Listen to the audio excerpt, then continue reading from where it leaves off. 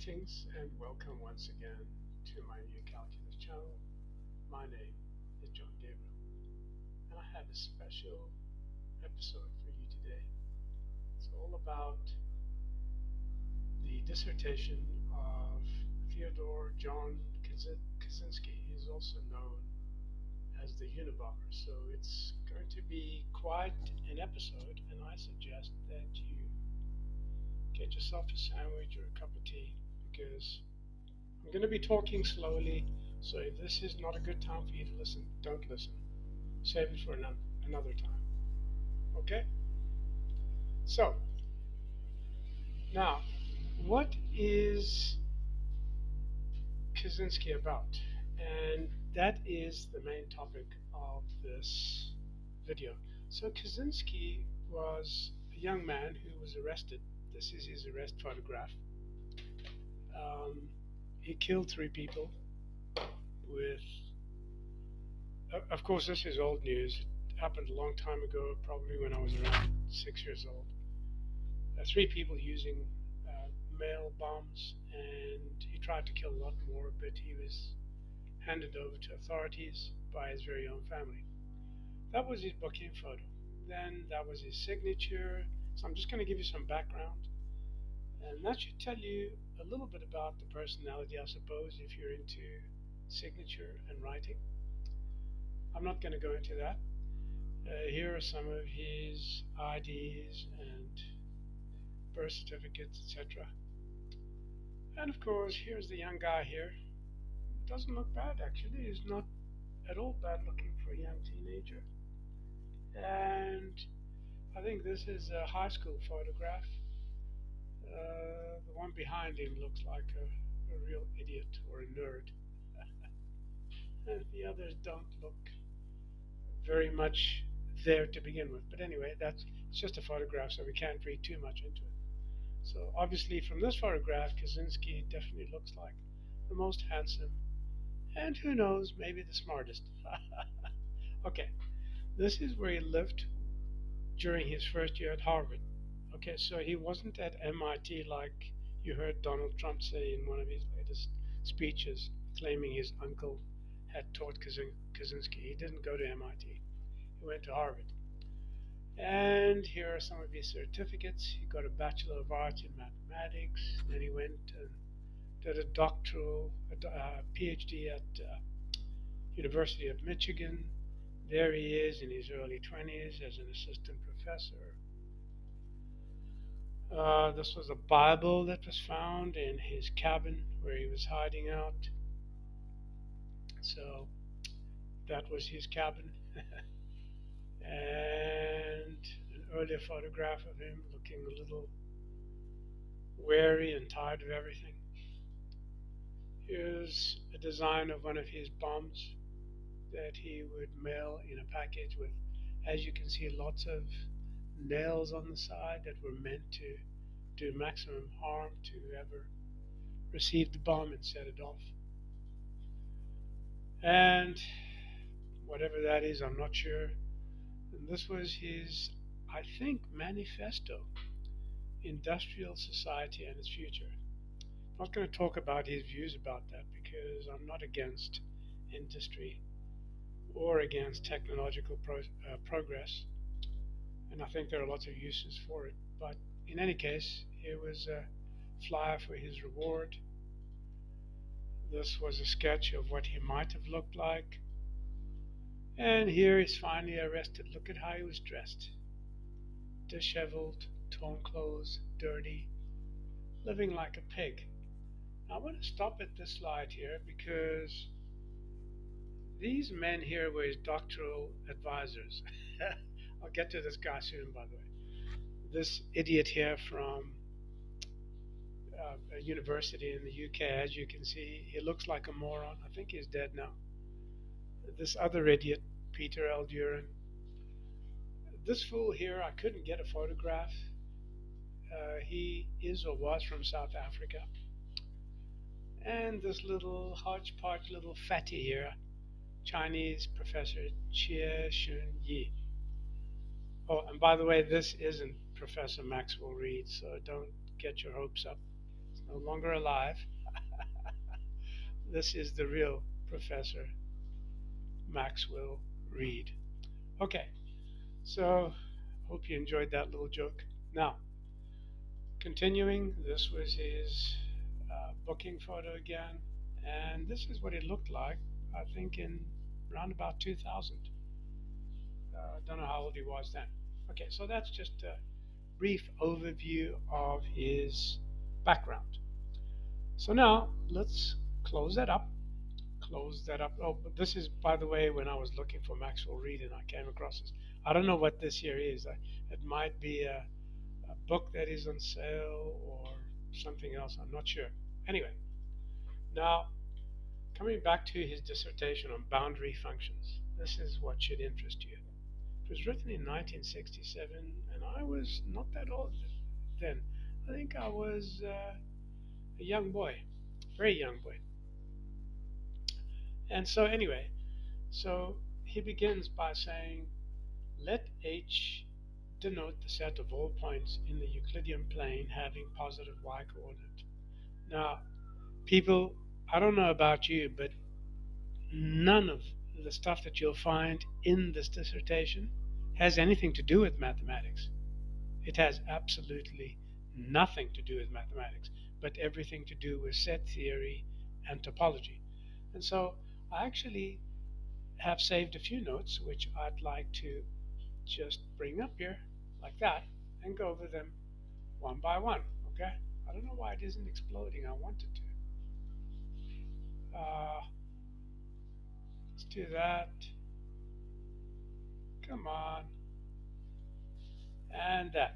So the main message of his Ph.D. covers boundary functions, covering boundary functions, a study of how continuous and discontinuous functions. By the way, I just want to make one note. Calculus is null and void unless you're dealing with functions that are smooth. And if they're smooth, they're also continuous, okay?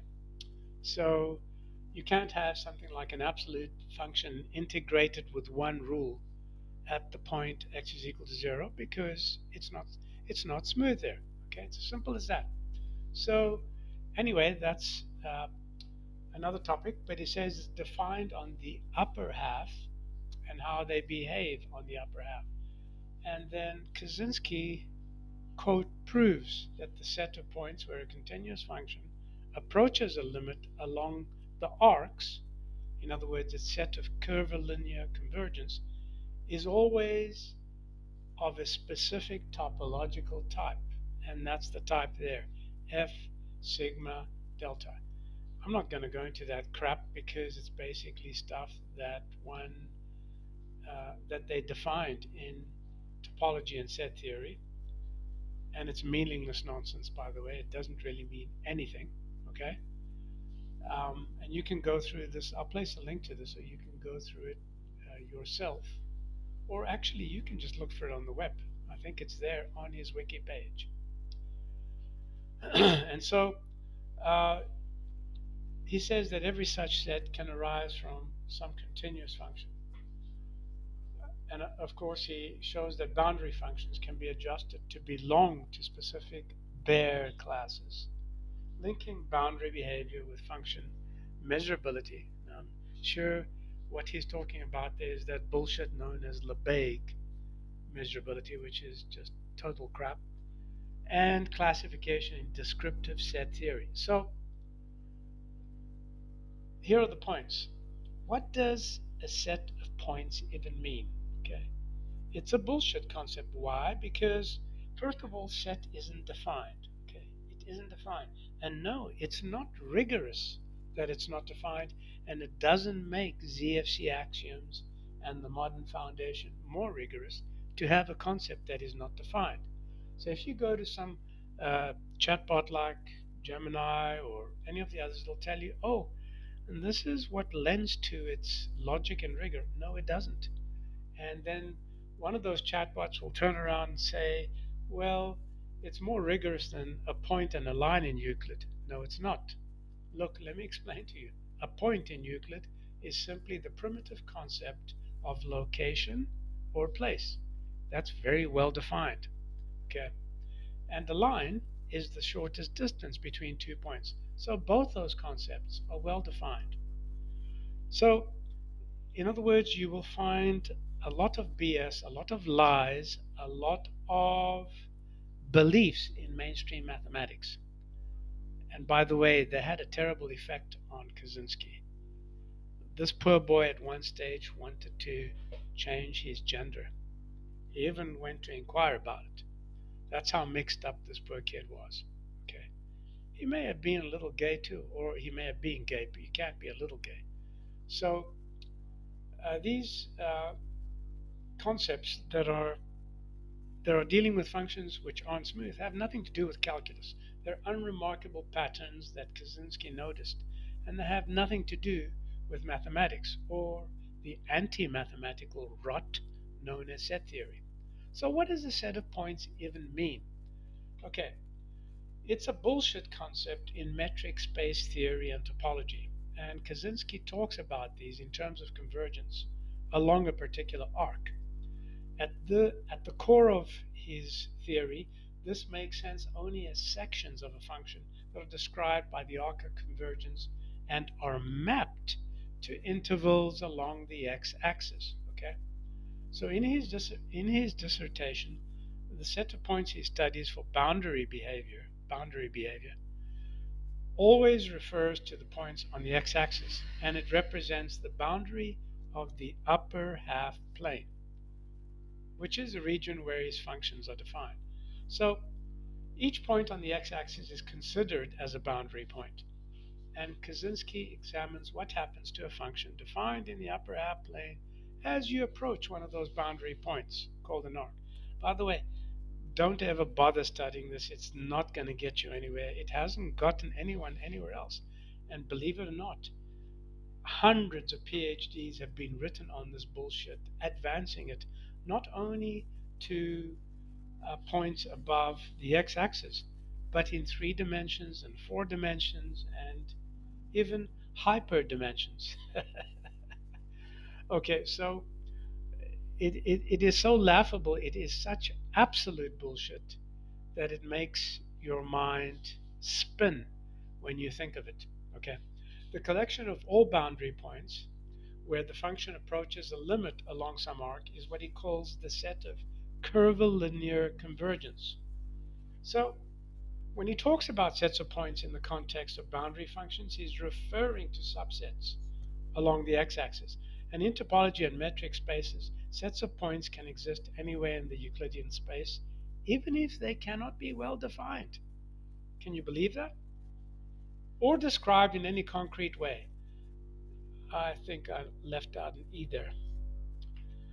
So basically what these mainstream nincompoops, idiots like this, let's move this guy here, he doesn't deserve to be displayed with him. I don't want to belittle him. And let's put this idiot here where he belongs with the rest of the idiots. Right? Go. Okay. Back up here. So this is the original group of 5 idiots who advised Kaczynski. No wonder the poor boy was so fucked up. Okay, and let's get back to the notepad. So definitions will do fine. Where have you heard that? It reminds me of that Star Wars phrase I recently discussed in a previous video, where a Jedi attempts to buy spare parts on some alien planet. Definitions will do fine. No, they won't. So from here, Kaczynski simply heads deeper into Alice in Wonderland. And what I'm telling you, by the way, people, is summarized very simply. Nothing in Kaczynski's dissertation has anything to do with mathematics, or in any of the PhDs that came after it, or in any of the Abel prizes that were awarded, or the Fields Medal prizes. Ted Kaczynski's specialty is known among mainstream math morons as complex analysis. And the very foundational idea of complex number is utter nonsense. Sorry, James, you know who I'm talking about. The notion of set has no definition. So saying something like a set of points is like saying something of points or this of points, whatever the hell that means. I don't know. So, look, Kaczynski was not a stupid boy, but he wasn't particularly smart. He wasn't a genius, and the fake stories about him that elevated him into something of an enigma, those are all just nonsense. Okay, Kaczynski had no understanding whatsoever of his conclusions in his dissertations. All he did was simply reapply the fake theorems that were taught to him in order to meet the requirements of his PhDs. His advisors were abject morons. I mean, look at these people. Please, people, look at them. They were all unhealthy. They all died earlier. This guy died at 62. I'm 64. Look at how he looked. I mean, he obviously didn't eat right. He was even more unhealthy than I was, and I was homeless for 6 months. These nincompoops were never homeless. Okay, look at this chubby checkers Chinese guy. Yeah, he's probably had just a little too much pork. As for this guy here, he just looks like a dimwit.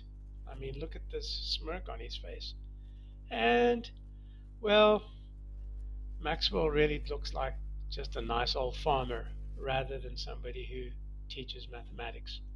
So I can't really say much about him.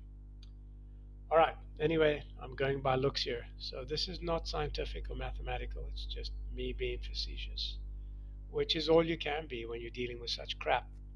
So one might retort that Kaczynski convinced his advisors. But I mean, to convince those fools requires very little talent. Kaczynski was one very disturbed young boy, okay? And he had the most outlandish ideas of what society should be like. He was so traumatized by these idiots who were his doctoral advisors and by the state of society in those times that he became disillusioned. You know what I wonder? What I'm really surprised at is that there weren't so many more Kaczynskis. I'll tell you why there weren't. It's due to the fact that these prize morons were very selective about who they were going to brainwash and totally traumatize and destroy. And poor Kaczynski, he just happened to be one of those poor boys who was selected to study at Harvard under the direction of these abject morons. In truth, Kaczynski was like a cult, a mainstream math academic, and a social worker, all wrapped up in one desperately lost soul. Okay, he had been brain fucked by the apes who lectured him in mathematics. It wasn't mathematics, but yeah, that's what they like to think. And an act which is, I'm sorry to say, equivalent to the rape of a young man by those perverts who frequent places like Harvard, MIT, Cambridge, and all those other worthless institutions of dislearning, where zero progress in mathematics has been made even before their inception. Okay, those are strong words, but yes, you know, you can't blame Kaczynski entirely. You have to see what led up to him becoming what he became. He was unable to handle the trauma. He became enraged. Oh boy, I can understand rage if anyone can.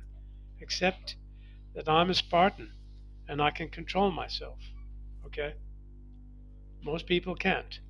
And when he finally realized he had been duped by his orangutan math lecturers and fooled by society and disillusioned, he resorted to this. He resorted to finding a misguided purpose in life, which he outlined in his tragic manifesto. Okay, it was tragic what happened to this young man. He had potential, but he was destroyed by these morons. Okay, and add to this the fact that he was a total misfit in society. He was too young when he went to university.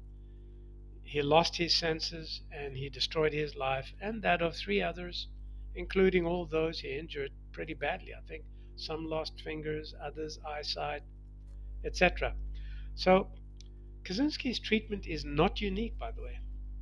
It has occurred to many other unfortunate souls who were lucky enough to escape Kaczynski's abyss in time. For otherwise, there would have been many other Kaczynskis. I'd like you to think about that last statement. For otherwise, there would have been many other Kaczynskis. What a shame. You know, I hate to say this, but those fools in mainstream academia need to be tried for treason against humanity, and they need to receive the maximum penalty. The maximum penalty for not only setting back mathematics for thousands of years, but for having introduced the drivel they did, and for having destroyed the future of so many young people who aspired to become mathematicians and thought they didn't have the talent or the ability. That's pretty much all I have to say. If you're not already a subscriber, become a subscriber to my channel. Follow me on academia.edu and also join the new Calculus Discord, where you'll learn a whole lot more than you've ever managed to learn in your entire schooling and uni system. I'm John Gabriel. Till next time, folks. Goodbye.